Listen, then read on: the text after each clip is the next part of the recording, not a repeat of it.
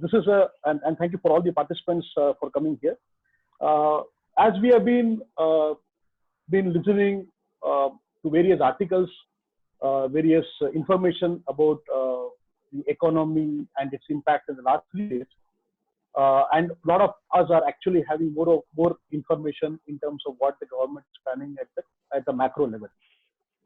As an entrepreneur, as a business, as a professional, we have tried to get certain inputs from the stakeholders as to how this is going to work. Now, we are talking about a situation where we are concerned at an entrepreneur at his own level, as we call it, as managing his own business. So I'll basically try and give you a fair picture on various elements of the business post-COVID. The situation of running an entrepreneurship, the fundamentals of businesses remain same and will remain same. So there is nothing that the post-COVID is going to really change the fundamentals of business. Is going to be in case of traders buying, adding profits, selling, recovering, and so on. So coming back to the aspect of this particular announcement, as everybody looks at the larger numbers of interest, like now, let us understand the fact that when we categorize this particular from the MSME point of view, apart from the change of the definition of MSME, what we are able to see that over a period of time, the MSMEs have been facing a lot of liquidity crunch. Now, the policy that has been announced for liquidity easing is in the way of loans and a holiday of about 12 months time for the new loans that has been sanctioned. Now, an entrepreneur has to be basically aware of the fact that this is an interest-bearing loans. So while factoring a business, whatever interest that needs to be borne by an entrepreneur, even though it is deferred after 12 months time, there is an obligation to pay it or provide it in the business. So it's not a zero cost fund, it's a cost of fund which comes at a particular price, which once again depends on many other factors, like the factors of what is the relationship between, how old is the relationship between the client to the bank, with the bank, what has been his limits, what has been his past track record, what has been his ratings, and how he has been conducting his business, and what is the risk portfolio of the banks with respect to that particular client. Now, that being said, we have to understand that an entrepreneur is not getting money free of cost. So he has to be very vigilant when it comes to taking money from the bank. At the same time, at what price he is going to get also determines that how effectively he is going to work. Now, we all know that we are basically competing on a global scale. India, or for that matter, the market is not limited to the local scale. Now, the extent of competition earlier, which we are talking about, is going to immensely multiply. The multiply reason, because of the ecosystem that is getting created, we will have more of entrepreneurs coming into the business, more of entrepreneurs looking at how he can expand the business. So one of the few insights that I can share you with how an entrepreneur, this journey can actually affect MSME particularly. The entrepreneurs have always been facing a situation of a liquidity crisis. And with the easing of the liquidity, which is expected to happen, not immediately, but it's definitely going to take some time in easing of the crisis. As I was just telling you, cost of funds is going to be very crucial. An entrepreneur has to understand that the cost of funds is parameters, not the only parameter. What is actually going to happen is there is going to be a positive competition coming up from new ends, which is going to push the price down. I mean to say the selling price down. So an entrepreneur himself has to look at improving his existing internal processes. Now, purchasing is a process, production is a process, selling is a process, and collection is a process. These are the primarily four things. And of course, the compliance becomes a very big element of costing, because any mistake in compliance can basically erode a lot of profit margins, or even at times even erode a part of the principal amount. So an entrepreneur obviously has to be vigilant, has to be very careful about all these aspects, not limited to one area. Post-COVID, definitely what we are looking at is great emphasis on improving working pattern or existing SOPs of an entrepreneurship. When you talk about SOPs, standard operating processes has now to be more documented.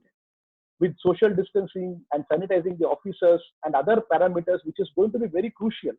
The entrepreneur is also required to basically incur this as a cost. Apart from that, also has to document the process, which will be available for over all the, I would like to say like it should be available for various compliance authorities also. So what we're talking about is there is going to be an increase in the compliance cost, but that has to be known, and it also has to be substituted with certain aspects as where can we replace a process with technology, where it can be handled manually, because not all processes can be technologically transferred, not if it is going to be economically viable. So it's going to be a sort of an option that an entrepreneur has to look out is which options can be useful for him. Either in case of his CRM, because he may need to customize a CRM, wherein he is very cautiously tracking the lead management system. So he may use a technology of CRM, wherein the right from the stage of lead generation to the ultimate post-sales quality monitoring and after-sales services is properly monitored, so that there's a repeat business and a different time a similar client is contacted for that point of view. Now, coming back to the aspect of human resource, because post-COVID, we have been seeing a lot of information, a lot of news that the laborers are may not be available for an enterprise for some short period of time, and the enterprise is once again going to face a labor shortage and all those. Now, this is a generalized statement. There are many industries wherein the labor trouble may not be that much, and there will be certain industries where the labor are going to be the predominant thing. But in whichever case, as the case may be, the labor issue is something which needs to have directly linkage to the skill development side. Now, everything has a cost element in a business. When an entrepreneur invests in a skill development, he is basically investing today, but is expected to reap the benefit tomorrow. Now, few of the entrepreneurs may come back and say that what happens if I train an employee and he leaves the organization?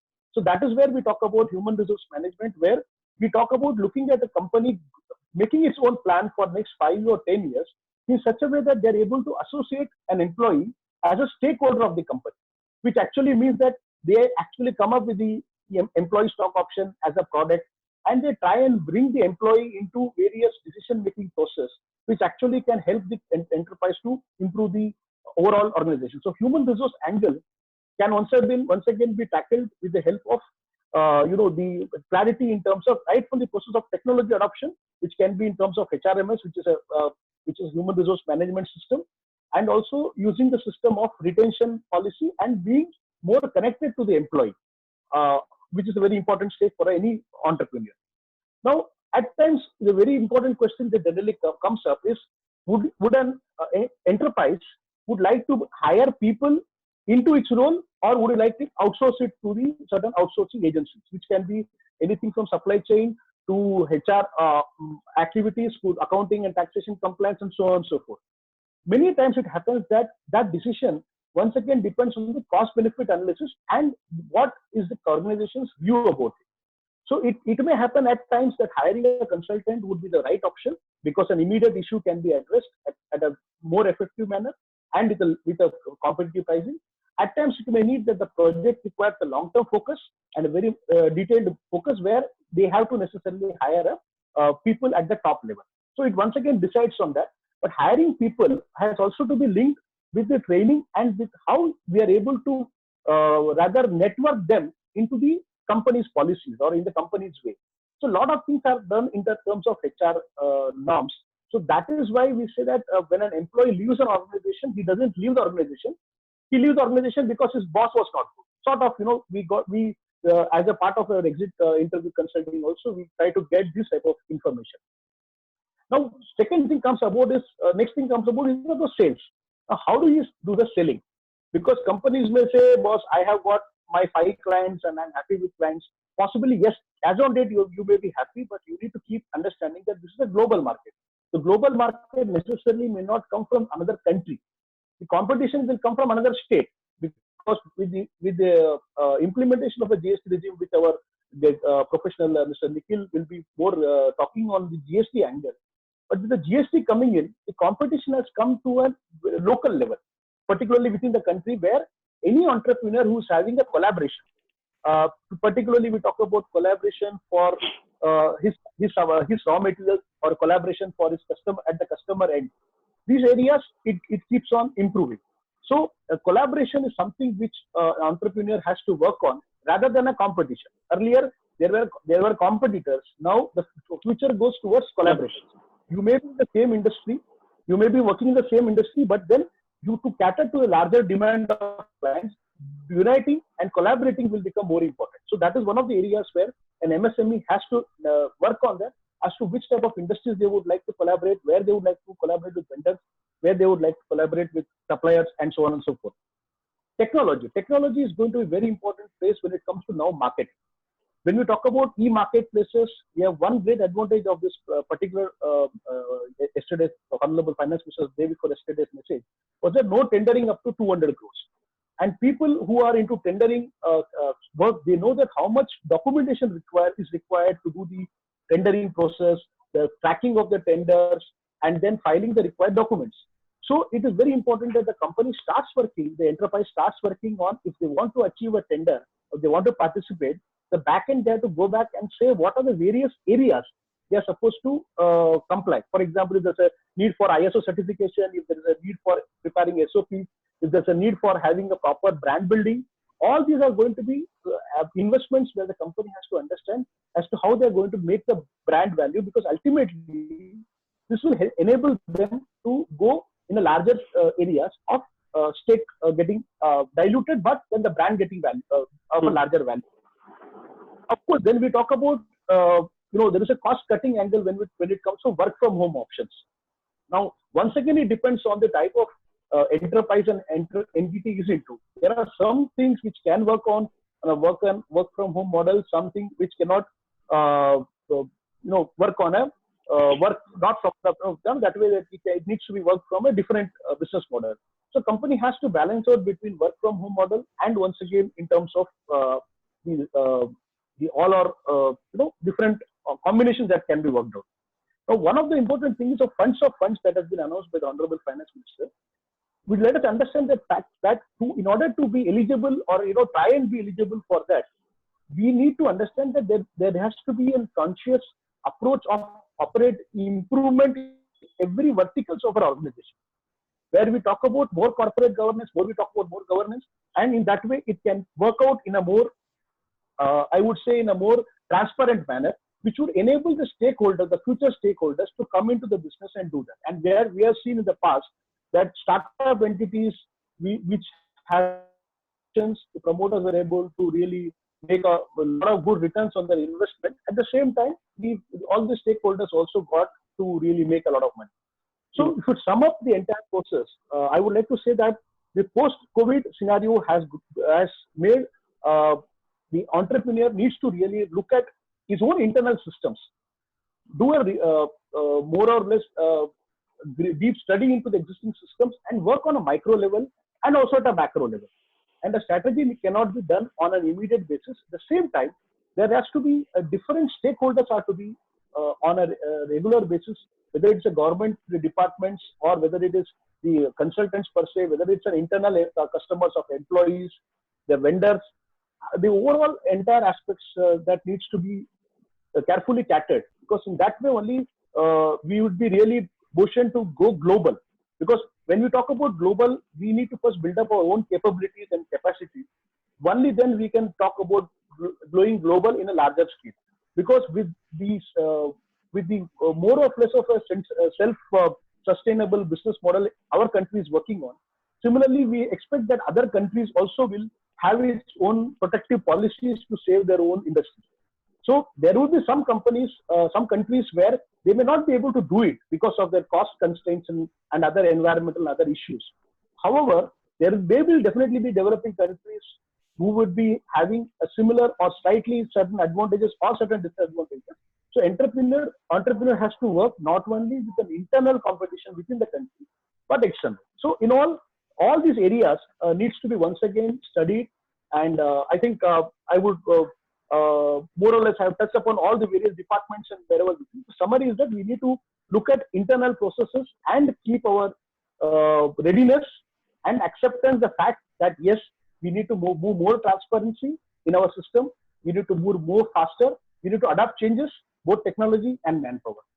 So I think I've addressed a few things. So over to Mandar. What I would like to just, when we are discussing on this subject, anything that Mandar or the speaker can add on this So subject. there are several questions we have received. One question we just got is asking, will banks give loans for technology developments without collateral? So basically, what I would like to ask Mr. Balaji, can you throw some light on this 3 lakh crore package declared by government to MSMEs, and what are the eligibilities, and whether this particular gentleman who has asked that, technology driven companies, because which companies this loan can be given? See, basically, post bank rate liberalization, banks have been given the freedom to charge rate of interest. Of course, there's a basic lending rates that is there, but all the risk elements have to be considered by the bank.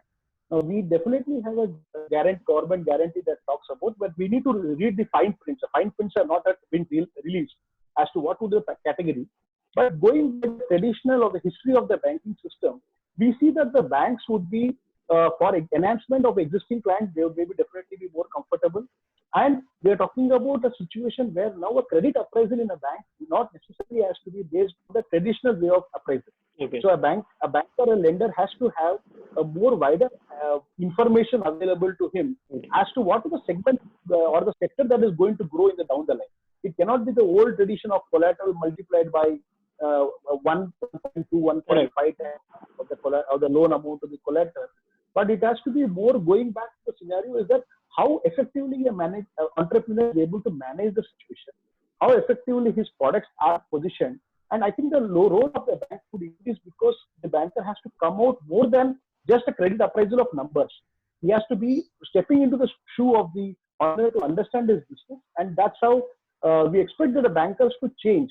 However, the banking per se model has an implication, has a tradition of selecting a credit borrower as per the bank's own credit norms.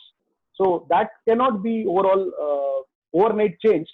But that's how we're talking about the fund of funds or the subordinated debt.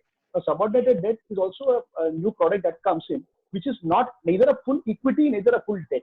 So it's like in between sort of a debt, which will be considered as a quasi equity.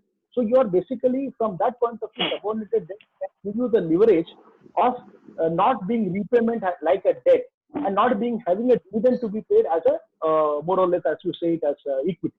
So subordinate debt can be converted to equity, and that's how the the leverage can be given. But all these things, what we talk about is that it will definitely be it needs to be on a case-to-case basis where the banks would be taking the call, and they should take a call based on that. Technology per se is once again an element which traditionally has been the great forte of the private equity and venture capitalists more. So they have been more into the technology side of that. Okay. Coming back to the traditional banking, they are not been into technology equity funding at the branch level, but definitely at the treasury operation level, they do a lot of secondary market purchases into this type of IT companies and other service sectors. Okay. We have another question coming from non-profit section, non-profit industry. So he's asking whether there will be what will the impact on non-profit NGOs, on the trusts. What is the situation of non-profit making organization post-COVID? What can be said? Basically in terms of funding, because donations are the main earnings for these NGOs. So can you just share some light? Yeah, day before yesterday, when the finance minister was talking about how the self-help groups have been greatly contributing in terms of a grassroots revenue increase. Now, that is one of the ways where the NGOs have a better position than any other governmental setup, because they are more connected with the ground level. And I think now the point here is that even the NGOs are now will be required to be more transparent. There are different ways of raising funds for NGO. Earlier it was limited to donation. Now you have a crowdfunding and other things available. So basically what happens is that the NGO once again needs to be focused. And there is, of course, when the project is good, it has been seen that there has never been shortage of funds, both domestic and international. But compliance once again has to be there as to how we can. That's how the CSR funds generally are available to this one. So any institution having a clear plan and having documented process, I think that's those NGOs will not have any trouble. That's from my side. Okay. Anything that CM Mandar, because you have been also an auditor of certain NGOs. See, to add, what I would like to say that as long as NGOs are concerned, or the trusts, or these social organizations, social work organizations, their major revenue stream is donations. But right now, companies are more in the mode of survival, because when we talk about donations or CSR activities, that expenditure is a part of disposable income which they earn.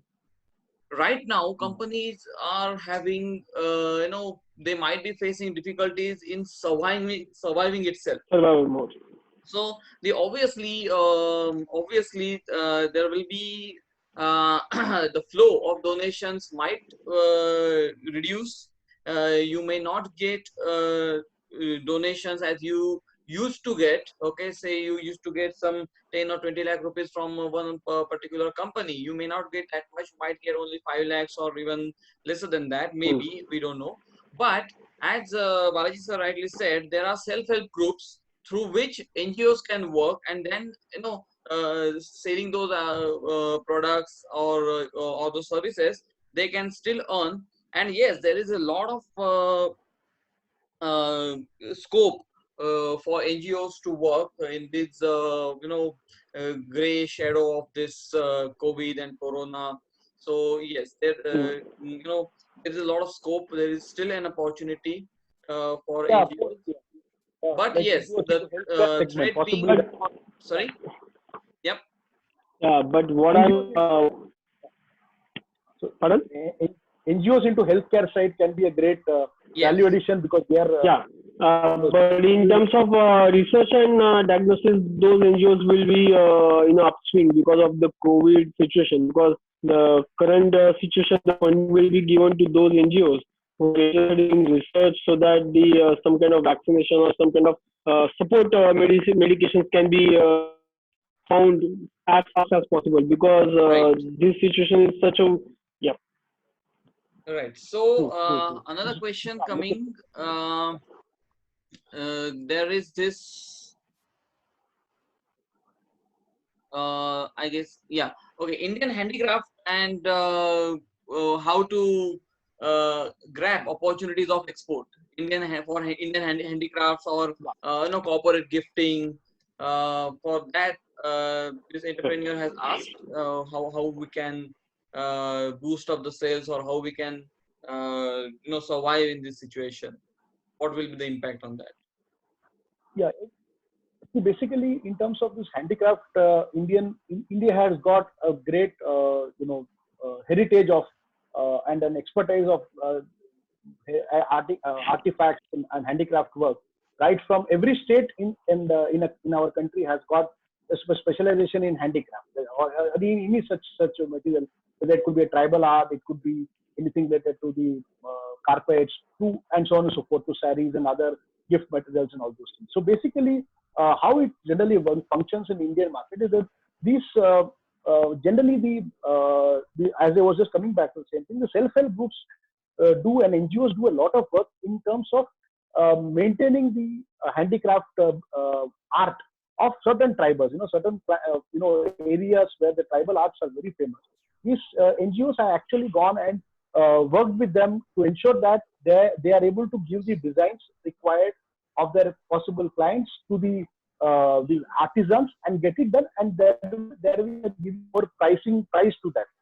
There are government agencies in every state which actually works on handicraft side, and there is also a lot of activities being done for the sake of promotion of handicraft. There are a lot of pre-COVID era. There were a lot of exhibitions that was happening where across the world, or when there used to be different handicraft exhibitions in the country, these artisans were actually invited to do that.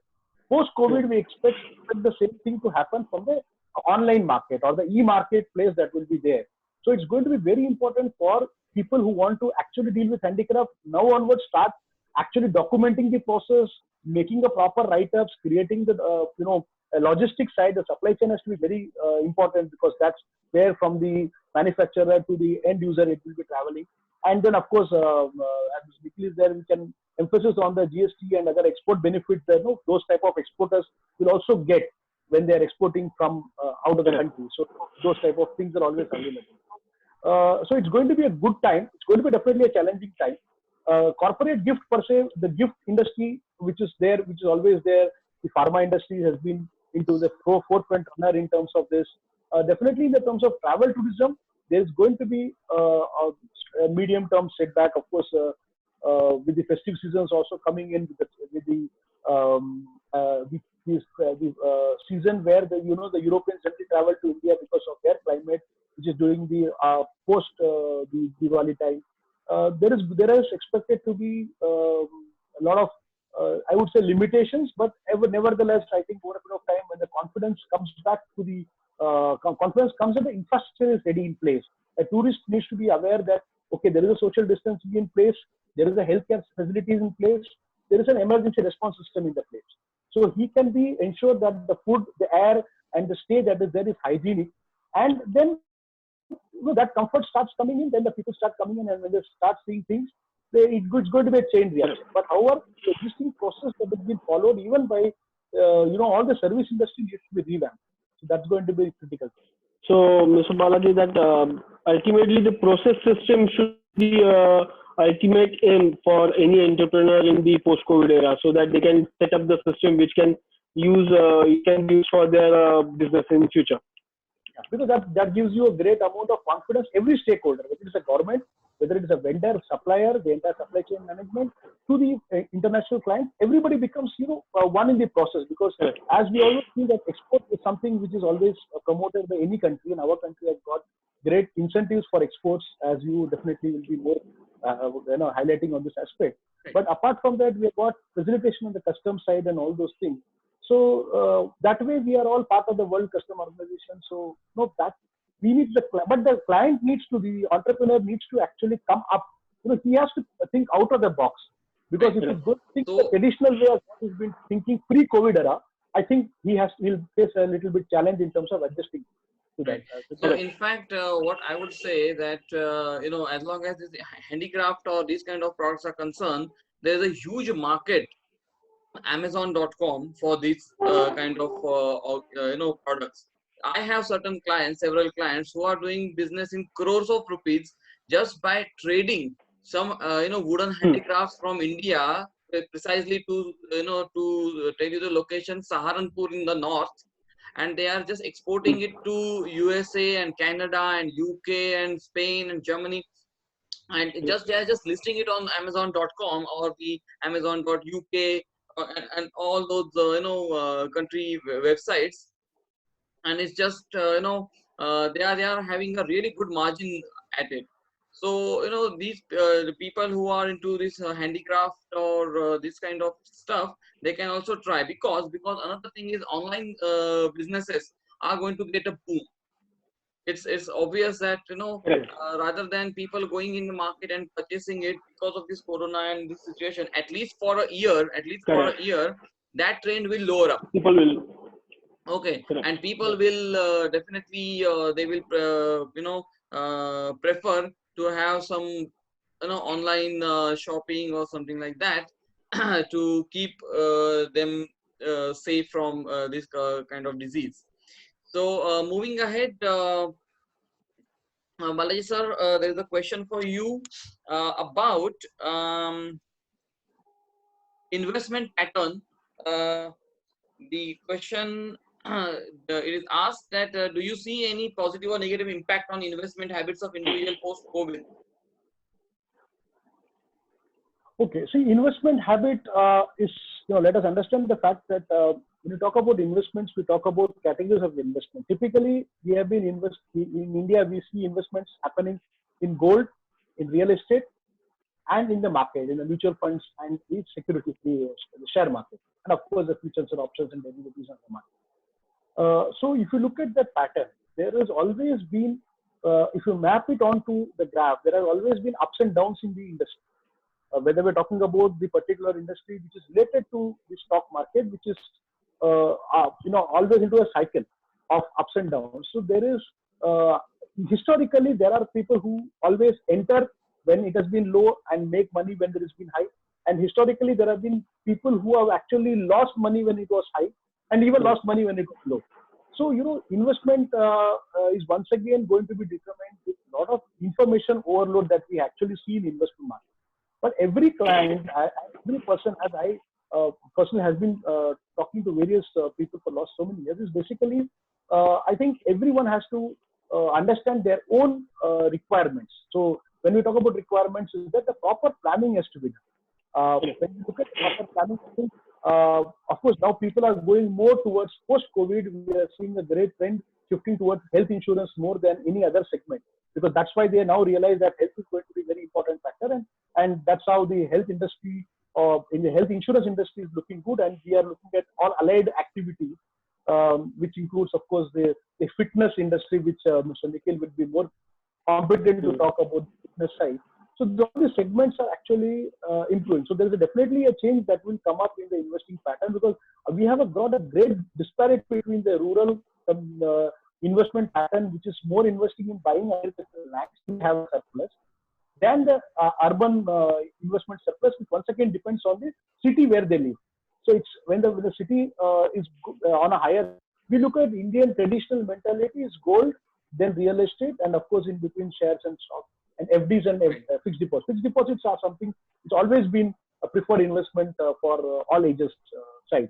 But now, of course, we're talking about younger generation changing, but they need to be informed what decision they are taking, right. How it's going to impact. So do you think stock market would be a good option right now, because the stocks are, the prices are, getting down, and there will be upsurge again? It all like in 2008 era, that was, then people earn a lot of things. Is it a good time to, do you think it is good time to invest in shares now? Stock, basically, as I look at it, is world over, and whether it's Wall Street or any place, when you analyze the reason of loss is typically greed and speculation. And of course, when the greed sets in, there is a lot of less information available to take a prudent decision.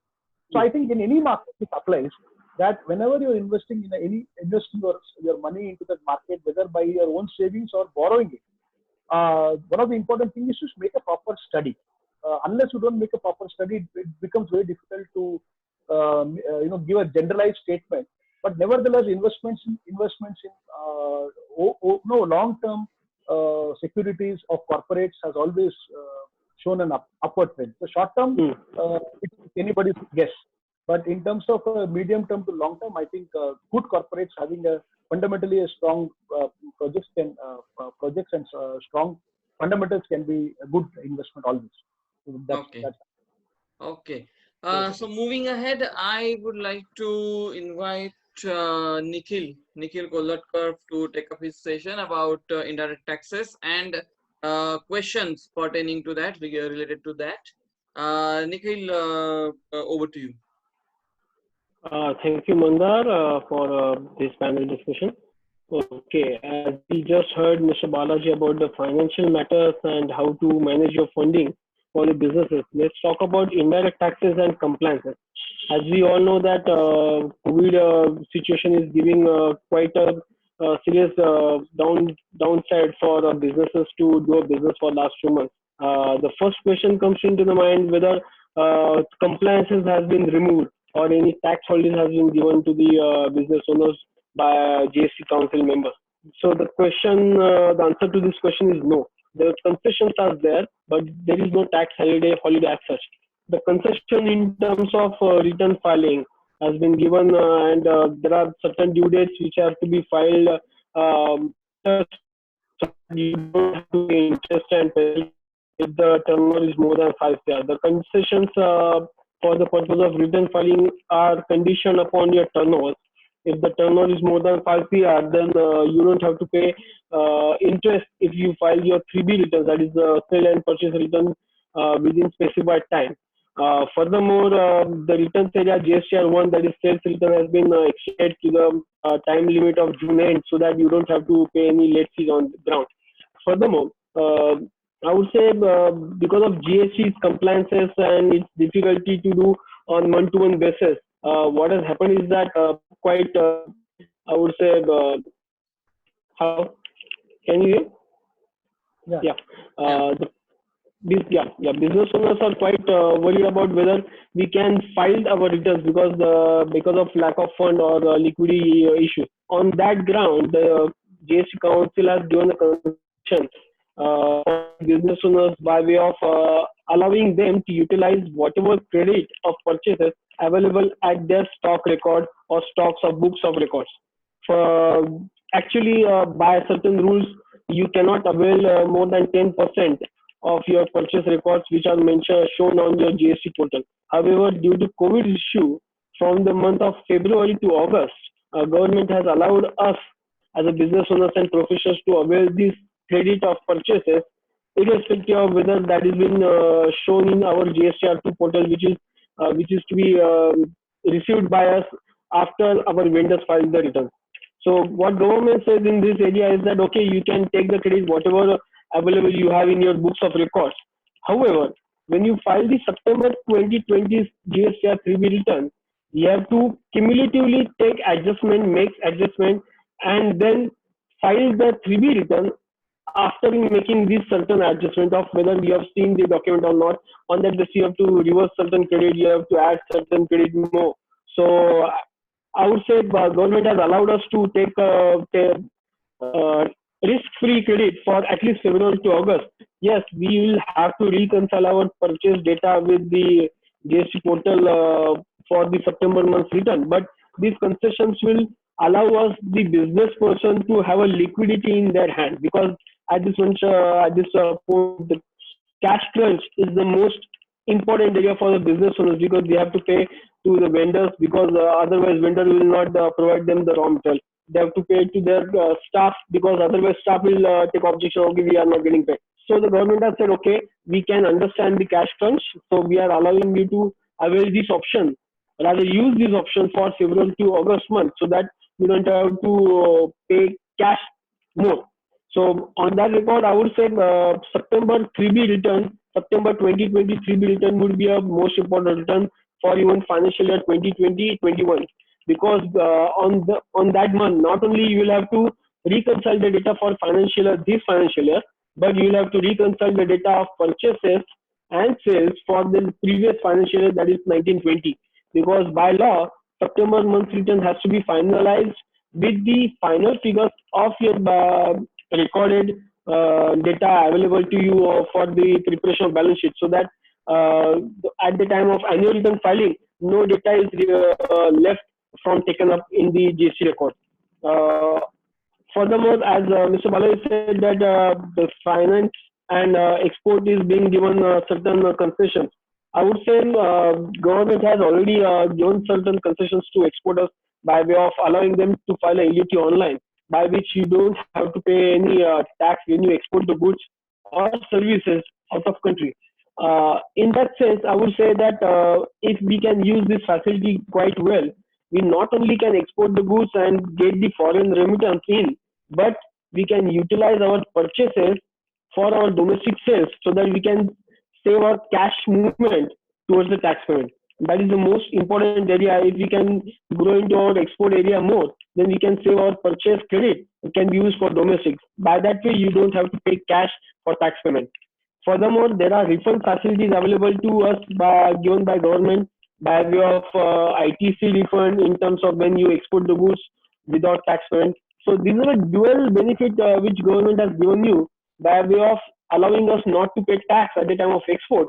Furthermore, just because we have exported the goods, we are going to get a refund back, so that this is a dual concession given by the government for a long time. However, due to COVID situation, government authority and GST councils have already given standing instructions to the customer officers, customer authority, as well as GST authority to sanction the refunds as fast as possible, because the cash crunch is going to go long for at least 3-4 months because of this last 2 months of COVID lockdown.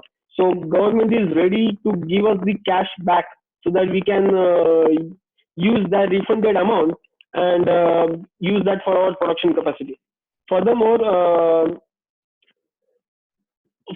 there is something called as uh, e-way bill and appeals. Okay, there is one question which I received some time back about the appeals. Previously, in indirect taxes, that is excise and sales tax era, there were certain steps by which you had to file the appeals by way of paying certain pre-deposit money. Similarly, in the GST era also, first appellate authority is the first step for the filing an appeal. An appeal is the application done against certain order which is completely against you, and for that purpose you will have to pay 10% of a disputable amount, that is called as pre-deposit, so that your application gets accepted, and that way you can file an appeal. Then government has given us the concession in terms of e-way bill. As manufacturer or goods provider, e-way bill is the most important area document which has to be carried on by transporters and the goods carriers for moving of the goods from one place to another. Because of lockdown, certain e-way bills which were removed for transfer of goods prior to lockdown gets were getting cancelled or expired within specified time. So government has said that those who have already applied and gotten an e-way bill for between 20th March to 15 April, the extension has been given by the government to the end of May end. That means that whatever goods were supposed to be traveling between these days, now can they travel after lockdown is little bit released. I wouldn't say that lockdown will be completely released, but because of industry point of view, government may release the lockdown phase by phase. And I think that the industry will be given first preference because that is the bread and butter for even government's revenue. So in that sense, government has given quite, I would say, concessions in terms of filing returns and payments and everything. What government has done, actually speaking, is that they have allowed you to pay taxes uh, till the 30th of June, and the interest rate has been removed from 18% and taken up down to 9%. So you're as it is getting concession of 9% for interest. This is a mandatory compliance has to be done. Furthermore, there is no late fees to be attached if you file your returns within that specified time frame. So as far as the GST is concerned, I would say government has already given certain concessions in terms of returns, ITC refunds. So there is something called as refund, I would say. However, government has already given one standing instruction. There is something called as refund of ITC under inverted tax structure. What companies have been doing is that if the rate of GST is 28% at the time of purchases and at the time of sale it has gone to 18%, companies are asking for that refund of 6%. However, that refund is not accepted. So government has given a clear guidelines on which claim can be accepted and how it is to be applied and filed. So government has given a standing format how it should be applied, how it should be filed, and how the government officers are going to sanction the your refund. So altogether, I would say government is preparing themselves for a little bit revenue shortfall by way of giving you concession of making the payment in the later stage when your cash flow or fund flow starts to move up. So I would say government council, by with the help of government of India, is helping us to stand up and do business and still make the tax payment in the later stage. Mandar, um, So there is a question coming in. So the the question is for Nikhil. It is asked that since the companies are given relaxations and postponement of due dates for paying monthly taxes, what would you suggest whether companies should wait and pay the taxes later to avoid cash crunch in this COVID period, as they have to, pay salaries and rents and everything, or should they pay this GST liability, this GST liability right now, so that there won't be a burden post COVID? So what can be what would be your opinion on this? Okay, ultimately it depends on company's financials, actually speaking, because if the company is using CCOD very dramatically and they are already continuously negative in CCOD accounts, so if they make the tax payment now, so they will be attracting CCOD's interest. However, if you are making the tax payment by way of using a cash available to you in account instead of using CCOD, then I would suggest yes, you can wait to some extent because the government's interest rate is 9%. However, CCOD interest rate may go up to 11% also. Manda, CM Manda will be able to share Yeah. more on the CCOD interest. So, So it can be said that it depends. It's entirely it's kind of decision each company should make. As Nikhil rightly said, delaying government's payment is like taking loan from government at 9%. And if you already have some working capital facility going on, the rate of which is say 12% or 13% or even higher, okay, any rate above 9%. So you need to compare what will be the benefit, what will be beneficial for you. Okay, whether paying 9% to government, it's cost effective, or whether paying the GST liability right now using your CC facility or OD facility and paying, let us say, 13 or 12% to the bank. What is comfortable? It's government, company to company. Sometimes I have come across several entrepreneurs who are quite compliance friendly, and they would take loan to pay off their taxes, but they won't delay the taxes. If that is the mentality, then they can do. But correct. if they want to manage their money, want to manage their funds more effectively, then they can take a call. If they can, they can pay the liability at a later date and use the funds right now to Working capital for for liquidity production in purpose. their own organization, because paying off Correct. salaries, paying the rents, and paying a few vendors, it is also important in my opinion, because that is what sustainability Correct. sustainability comes up, and that leads us to another question, whether compliance is Correct. important or Okay. sustainability is important. Okay. Okay, because Yeah, I this would say compliance, you go on doing this compliance, then you have to pay the taxes and everything, correct. and then your sustainability might be challenged, or you Correct. first survive and then you do the compliance. So I Hmm. would like to have Nikhil's opinion on this. Okay, this is a very narrow line to be balanced on because everything depends on how your financials and what is your clarity. If you are still having a cash flow going on correctly, then I would suggest the compliance would be running smoothly so that you don't face the interest amount which can be a burden. But however, if you are facing with the certain issues like the recovery of from your client, I would suggest then wait for certain time so that you can use whatever cash or security you have for your production, your services oriented services. Because ultimately, paying off your vendor, paying to your staff is going to generate a fund in the future. At this point, if you use that fund available to for tax payment, actually speaking, you are creating a burden, additional burden on you because apart from tax payment, you will have to make a payment to your vendors and staff because that's the most necessity area right now. But I would say in this scenario, I would say sustainability would be a first preference because if you are sustaining your business for next 6 to 7 months, uh, I don't think government is going to ask for why you have not paid the tax for the last 6 months. Even government knows that you are suffering because of COVID situation. So I don't think for next 6 to 7 months there will be any issue from the government point. I wouldn't give a final decision on this because you may receive a letter or something that you have not filed the return, you have not paid the tax. But that is a regular process which they have to follow. But I don't think government officials will initiate some kind of recovery process just because you have not paid taxes for last 6 to 7 months. So at this moment, in this COVID situation, I would say, um, can you hear me? Nikhil, Can your you hear me? voice is a bit cracking. Your voice is cracking. Okay. Okay. Okay. Now, yeah. Okay. So I would say because of this COVID situation and COVID scenario for the next 6 to 7 months, I would say that sustainability would be a first preference because that is going to pull you on for next years for your business. So I think, yeah.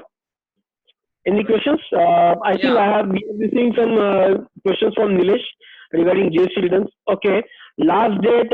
These are conditional. I would say these are the conditional dates for return filing, because the dates for return filing is depending on your turnover. So for main return, that is 3B, wherein you pay the taxes. I would say for February and March it would be 29th. If your turnover is between between 1.5 to 5 crores. If the turnover is five more than 5 crores, then I would say that 15 days from the actual due date. Because after, if your turnover is more than 5 crore, there is no concession given to you for filing your 3B in the later stage. You have to file your 3B on time. That is, say, if the due date is 22nd, as we stay in Maharashtra, the 3B return is to be filed on or before 22nd of next month. So the concession given here is that 15 days grace days are being given to you. Yeah, you can hear me, right, everybody? Can you just say yes or no on the chat box? Yeah, there is some disturbance, a bit of, but it's Okay. fine. You are audible. You are audible to us. Okay. So I would say 15 days grace period has been given if your turnover is more than 5 CR. However, if your turnover is below 5 CR, there are some concession given till 3rd July or 6th July. So the April month's return has to be filed before, on or before 6th July. Similarly, for February, it is 3rd July. Similarly, I would say there are concession given for later stage. We can what we can do is that we can share you the dates on the offline mode, so that you can have that data with you for your future references. Okay. So, Nikhil, there's a question coming in. Since you are a sports person, I think you should answer this. What should be the new normal for sports or badminton or tennis, like your area? Okay. So when do you see the sports activities becoming normalized, and what would be the future of sports companies in your opinion? And the tournaments and all these things Correct. which have stopped temporarily. What is going to be the impact, and what is the expected date or expected Okay. period from which it will go on, or it will restart? Okay. I would say as the safe distancing is the major aspect of keeping ourselves safe in COVID scenario. I would say for next 4 to 5 months, the actual activity on court where there is a clubbing of grouping of people will be stopped. Yes, there will be a difficult time for next 3 to 4 months. But what we can do is that we can compensate that for online trainings, online seminars for students, for coaches, and that can be done through Zoom or whatever website we can using. Yes, there is something called as I would say technological advancement in terms of what we have seen in cricket also. I think there is a MCA club where they have a indoor cricket practice stage where machine is throwing the ball for batsmen to practice. Similarly, whether we can apply it for any actual racket tournaments or racket games or cricket, what we can say that we can schedule some short times for small group of people, like 3 people for 1 hour, so that there is no grouping of people. There is completely using of keeping ourselves distance clear. And yes, that will be a little bit investment point of view, little bit higher on investments for academics, but that can be used in the future also. So I would say that any activity which requires physical movements and groupism, like cricket, football, hockey, badminton, lawn tennis, table tennis, where it is a physical activity to be done, I would say this can be done either through online trainings, or that can be used for say uh, improve your investment through putting a system or machinery and one-to-one with the machine for half an hour for each student. Because I don't think the schools will even start before August or September physically. Yeah, there will be online training given for students. Similarly, for education point of view. Similarly, what we can do is that we can have these kids, say 3 kids at a time for in the area where actually 50 or 20 people are using those areas. And in terms of board games like internal games like cricket, chess, carom, billiard, yes, two people can play. They can play only in online also, not billiards or snooker, but chess can be played online because chess is ultimately a game of using your mind. So I would say uh, for sports and event category, for next 3 to 4 months will be very difficult because they are going to get hammered by not uh, giving their students ample time and ample space to practice on. So next 5 to 6 months will be a survival mode through online training sessions and for students and kids and as well as coaches, because ultimately coaches are the backbone for sports industry, not the students. Because if you can coach your student correctly, the students are go up and more. So training your students and coaching in coaches in terms of mental strength. Similarly, they can train themselves as well as students online for physical activity. Then that can be one aspect to do it. However, due to this curtailing of sports events, sports infra or sports equipment manufacturer are going to suffer a little bit because of this, as there will not be any actual physical activity for sports. Similarly, infrastructure, little yes, infra can be used if you wish to implement some machinery for your coaching. However, the equipments will, I would say, take a backseat for at least for 2 or 3, 4 months. As soon as we can start actual coaching seminar, coaching centers, yes, there will be quite a boom in the industry again, because people have been getting bored, I would say, for last 2.5 months by staying in. And because of this safe distancing, I don't think the students who are players by heart will be able to play for next 3 to 4 months the way they want to play. So once their coaching center starts, they can again join, and there will be a boom to those industries. Okay, so can we say that introduction of technology in sports is going to be an essential element? There can be online tournaments, online sports tournaments, which might be organized for several sports, which can be played online, and that can be a new opportunity for this industry. Even events and exhibitions, even industry can look into it as an opportunity. Correct. But obviously, events industry is going to suffer because of the social distancing norms, and secondly, the companies which do the events, there maybe their annual events or some meetings or conferences, they do it out of from their disposable income, and when they have good surplus and good business coming in. Right now the question of survival is the most important one, so maybe companies will not even think of doing this kind of events which they might have been doing for years. Correct. So these kind of industries, like where the public gathering is a must to conduct their activities like sports or events and exhibitions, they might have to shift to online platform to get going, or the survival, which is important. Correct. All right. Next question coming in for Nikhil. There is a question coming in. The, the this attendee is asking. He's a homestay aggregator with less than 2 lakh Okay. annual turnover, and he has two type of merchants. One is established resorts and hotels with GST, and rural homestays with no GST number. His query is: does he have to charge GST from his customers, and how does the GST flow from transaction with established resorts and hotels?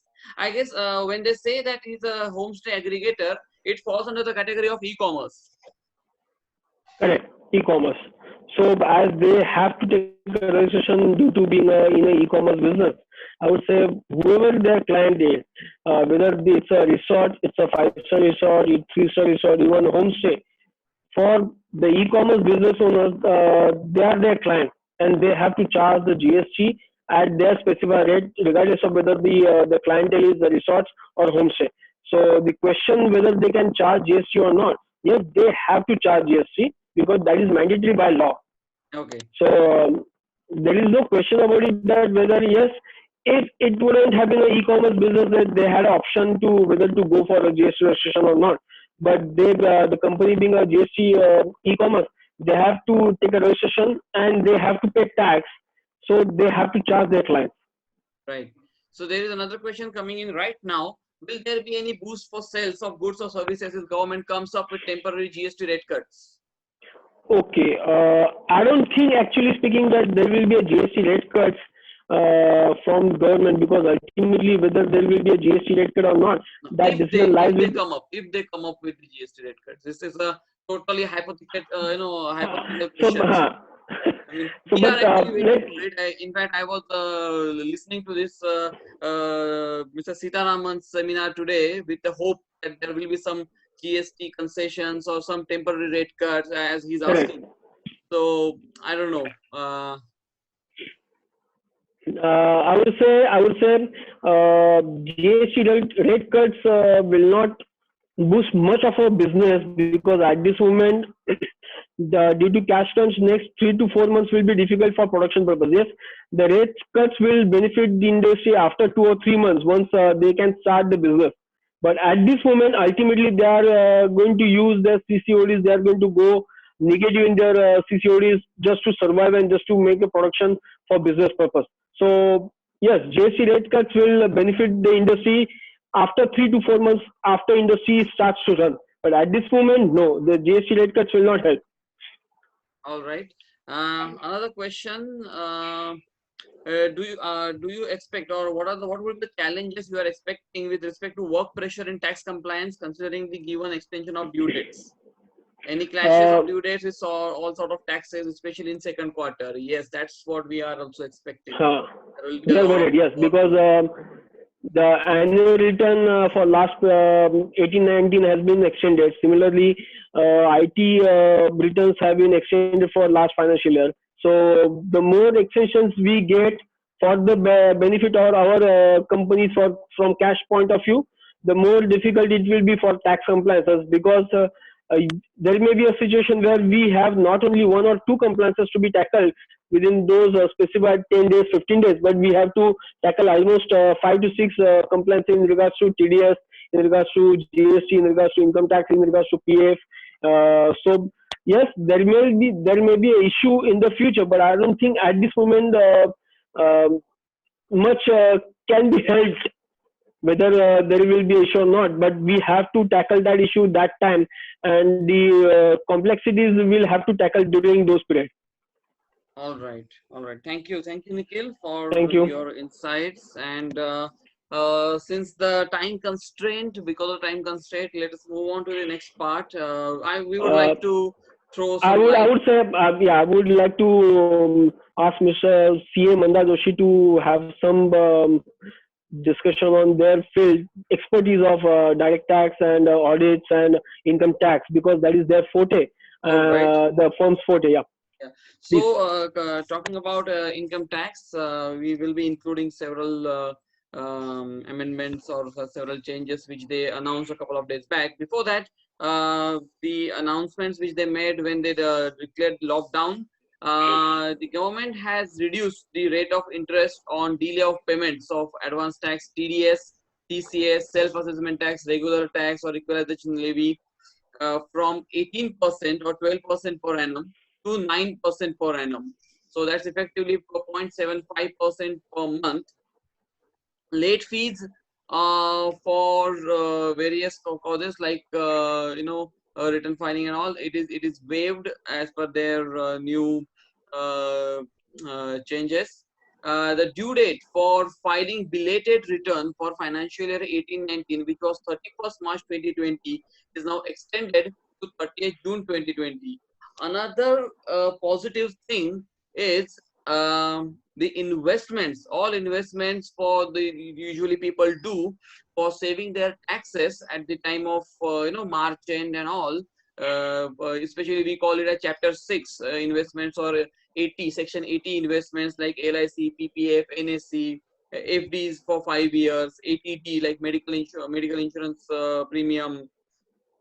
That date is extended from 31st March 2020 to 30th June 2020, so they can invest their money till 30th June and still get the benefit for last year for financial year 1920.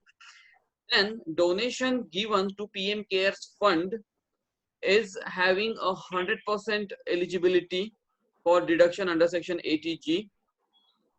Further, donations which are made till 30th June 2020 are also considered to be eligible for deduction from income for FY 1920. Okay. Of course, with the the announcements a couple of days back, which Mrs. Sitaraman made, our Honorable FM, they have in order to increase the liquidity in the market, they have taken the decision to reduce the TDS rates by 25% of the current rate. So, say for example, if the TDS rate on professional fees or technical fees is 10%, till 13th of May, it has now become 7.5% from 14th of May. Likewise, if it was 2% on contractors, now it will be 1.5% on the contract payment. So that is hoping to increase some liquidity, because TDS is after all the tax which is withheld from your payment. So people will get some more liquidity or some more liquid cash in their hands, and that might help that might help their working capital cycle. Apart from that, there is another amendment or another concession given, not from operational or procedural purpose, issue of notices, intimations, notifications, appeal filing, then statements, etc., which where the time limit is expiring between 20th March to 29th June is now extended to 30th June. So that has put full stop to the chaos from procedural angle of income tax at their end. Apart from that, the nil or lower deduction certificates for FY 1920, those certificates will hold good till 30th June 2020 now, because of this lockdown and social distancing stuff, people are not now moving out of their houses. So they have decided to extend their validity till 30th June 2020. So that's these are the amendments, or these are the new concessions given from direct tax angle. We can have several questions right now. We still have some 10 to 12 minutes left from the 90 minutes. I would like to ask both of you the major question these days people are asking. In fact, we have received one such a question. Okay, I think we all should be able to, or all should be able to, give the answer. How to collect professional fees is the question coming in. Okay. So I don't know. I mean, my opinion, or rather my answer to that is, in fact, to be very honest, we don't know how to do that. Okay, and we are also searching for the answer how to collect professional fees.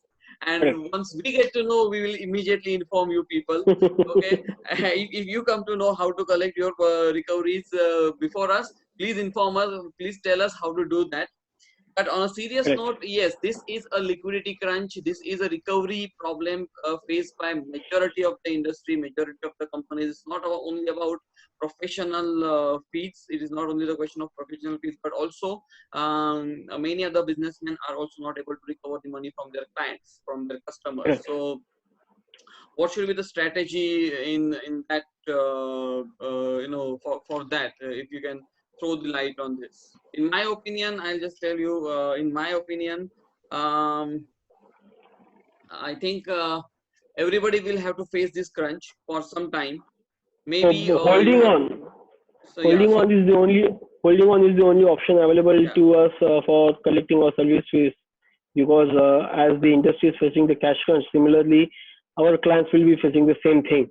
And I wouldn't say be a emotional fool, but yes, the industry, the clients will being your own clients, I would suggest support them at this crucial point, and they will support you in reverse. That is the stand I would take, that support them now so that they can support you in later stage.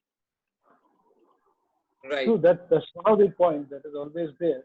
So we have to decide between liquidity crisis of the client vis-a-vis the professional. That's it. But there can be some more option like diversifying of the clients also. Because there are, like, when we talk about the macroeconomic scenario, we talk about now companies getting shifted from the other neighboring countries to India to set up the base there. So I think when we start looking at alternative consulting and alternative working, I think that would make more sense. And we look at expanding beyond our geographical side and look at collaborations with various professionals across the country. Because we see like a lot of professionals in different countries are now collaborating so that they're able to get under one roof various services. Correct. And we as professionals, we have got more habitual of handling complex tax issues, because we have recently seen that indirect taxes of one of the Gulf countries, Saudi Arabia, has increased threefold. So that is not 15%, but 5%. So that sort of complexities of dealing with the tax as we professionals are more exposed for the last so many years. I think collaborations we need to work on cross country also now with even other states. So I think that way we can learn and learn about other tax laws of other countries, about the other compliances of other countries, and share and do.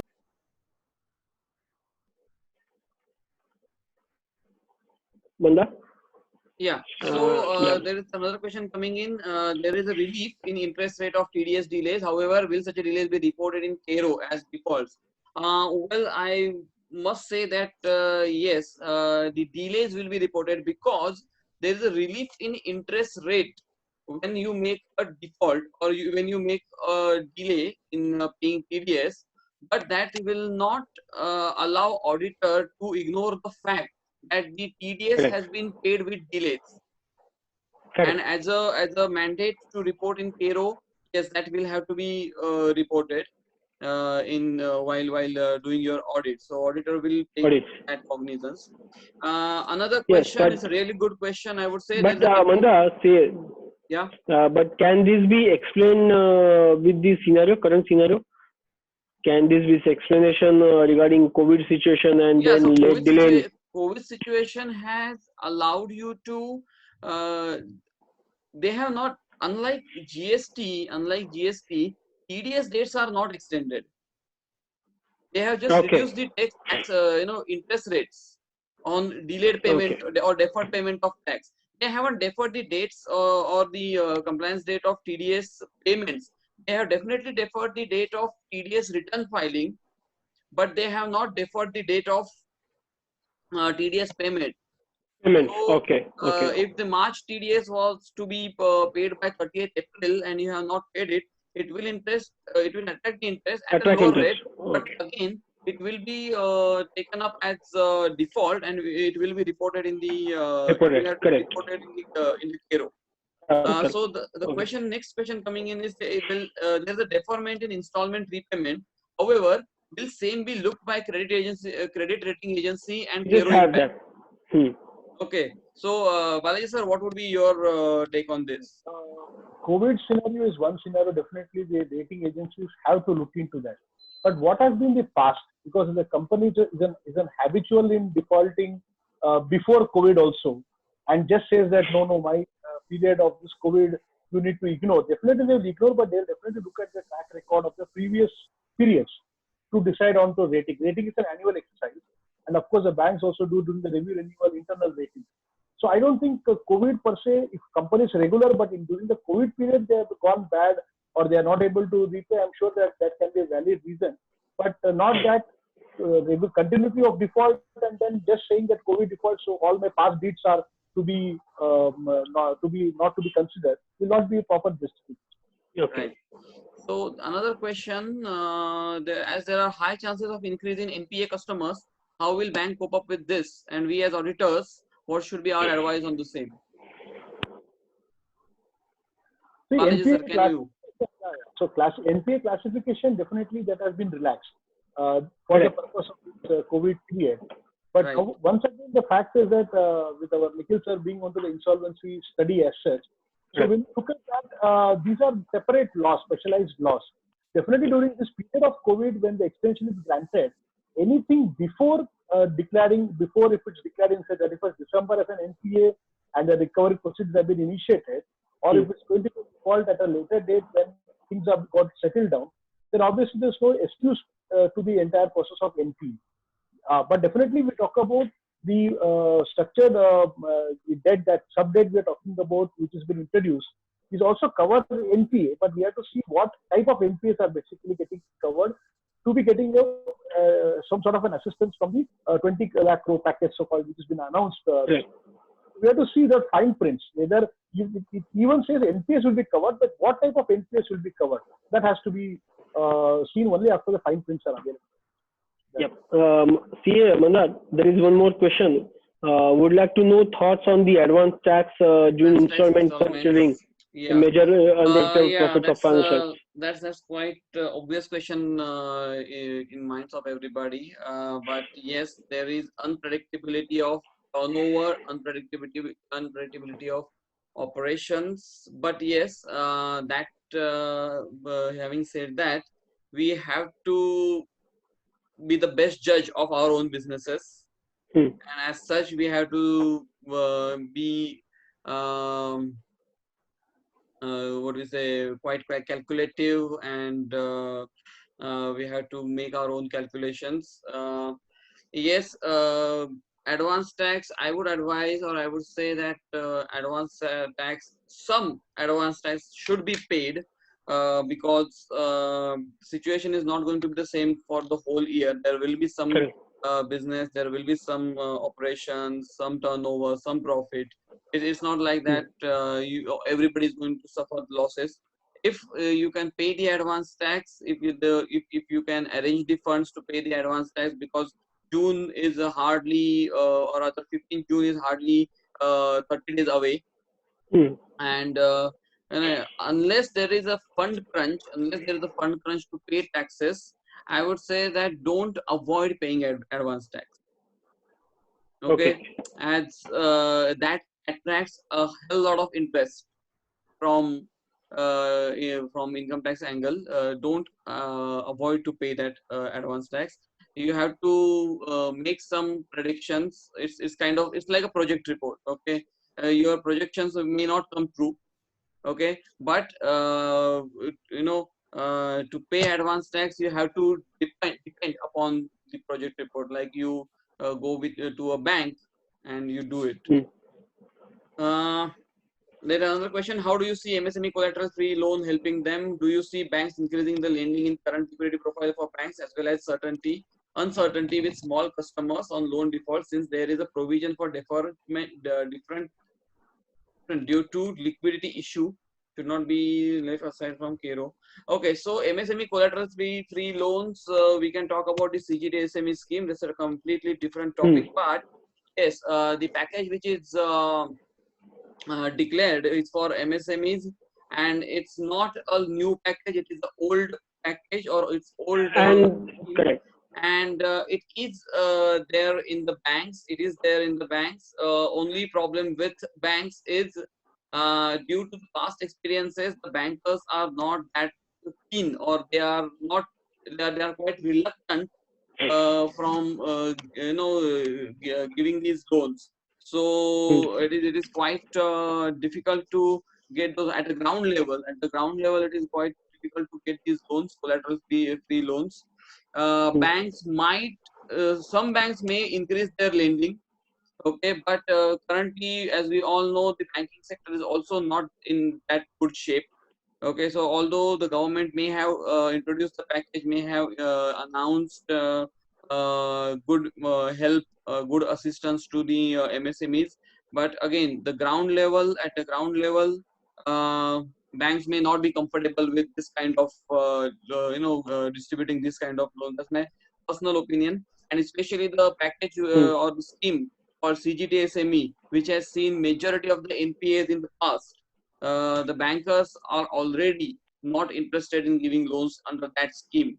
But of course, since government is pushing them Okay, it is their duty. It is expected that they should pass the credit, or they should pass the benefit to them, and of course that loan is guaranteed by the government. So as such, there is the risk on that loan profile is although on lower side, but the documentation and the procedure involved in recovery, if the loan goes bad, the recovery procedure is quite lengthy and quite cumbersome. So bankers are not that comfortable with this kind of loan. So it depends. It depends upon what bank you are approaching, and the relations with your banker. Okay. Yes. So I guess it's time now. About time. It's 8 o'clock already, and yes. Any other thoughts from any of you? Okay.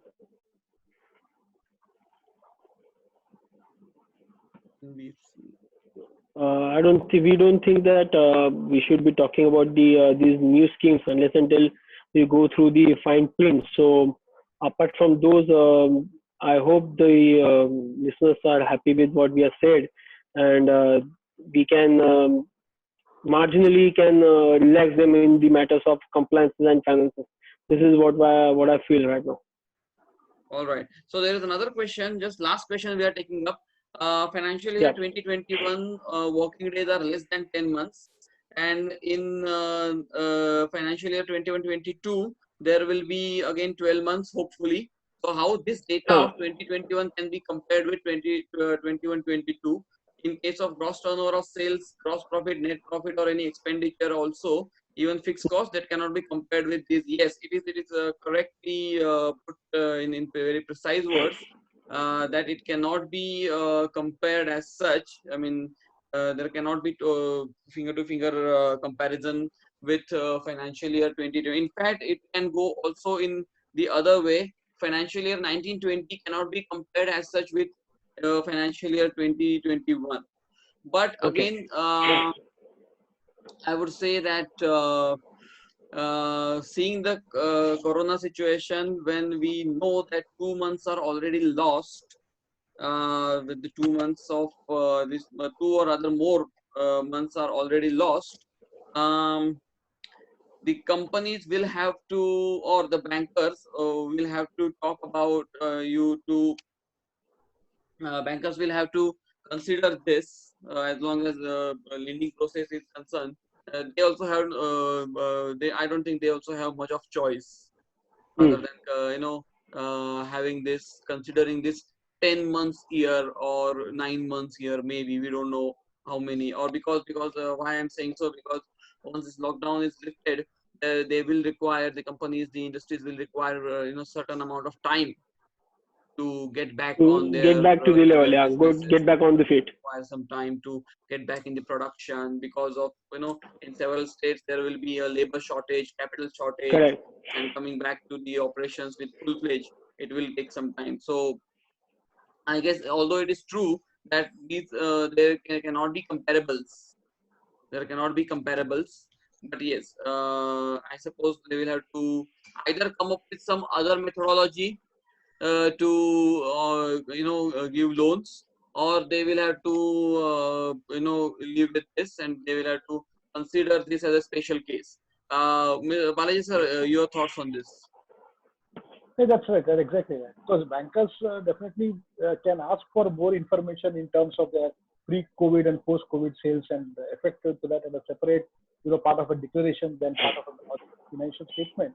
But then, having said that, I think everybody knows that this is a process where the push has to come from the government sector for speeding up the infrastructure projects and speeding up other boosting the confidence of the retail investors. It was actually that way, that all these things are to be seen as a cumulative effort, and each one complementing each other in the process.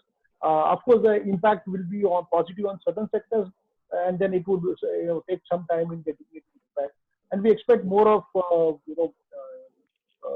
policy changes that would come up to make more of transparency, as well as more of protection to the local industries. Yeah. We'll have to how that fares about. But definitely the preparation has to be done. Yeah. One last question, and at this time I literally mean last question. This question quite yeah. So how do you see investments from venture capitalists and angel investors? That is the question coming in. So in my opinion, investments or the venture capitalists will be interested more in technology driven companies right now. Correct. Because of uncertainty in businesses where the physical interaction is required or the physical efforts are required and people have to gather together. That has quite a lot uncertainty. But the technology driven companies like online software development or some program development and all that stuff, maybe artificial intelligence or VR, virtual reality techniques, if they come up with that, like gaming companies, they come up with VR. For example, lately, I don't know if it is lately or I may have seen it, but this mobile game PUBG, they have come up with virtual reality. So they have this device and you can you can play in that arena like you are playing it for real. So this kind of technology which if they come up with that, then venture capitalists or angel investors and PE and private equity investors, they might be interested in this kind of companies. Yeah, I'll add. That is the future. If I am not wrong, that is going to be. But I'll add on this: the industry where there is a continuous production and is done on semi-automation of the semi-automation machinery.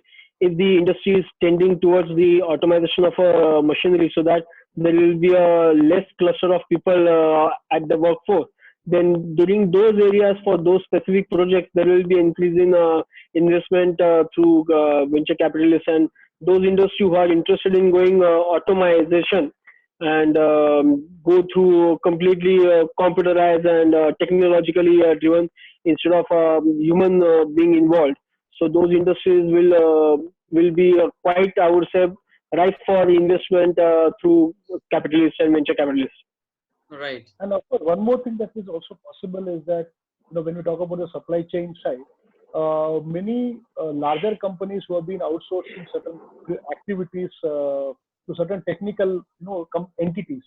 There's also possibility for them to do either a sort of a collaboration or direct takeovers and mergers with their other entities. So that can be one of the areas where we'll also look at a merger and merger entity, which can be a distressed merger or distressed sort of a transactions, or it can be a merger between two, I would say, entities having with knowledge compatibility side. So we also can look at this type of things happening in the next 2 to 3 years, because then there is going to be sort of merger to make a sizable entity to really face the global and the local competition. I think that also mergers and acquisitions will be a good area to be seen in the next couple of years. Right. So I would like to thank both of our panelists, Mr. Nikhil and Balaji sir, for your precious time, and I would like to thank all our attendees. Although there is a drop in the attendance because we we rescheduled the time at the last moment, but yes, I still would love to thank everybody who is attending and patiently hearing us. And I really appreciate the questions you have asked. That shows the curiosity of people about the events happening around, and the things which are going on. This seminar is being recorded and it will be uploaded on YouTube soon. So if those who have missed this seminar, the link will be shared with them. And if we have missed any questions, we will be again going through the questions. If we have missed any questions, we will be reverting them on their email IDs personally. On the email IDs, correct. Yeah. Yes. We already have your email IDs. And as I mentioned that I will be posting the due dates for GST returns and the concessions on the email IDs as I mentioned. Right. So they will be, both of the panelists will be sharing their own documents with all the attendees. Thanks a lot. Thanks a lot, all of you. And it was a great session with all the participants and the panelists. Thank you once again. We are ending the meeting. Thank you. Yeah. Yeah. Thank you.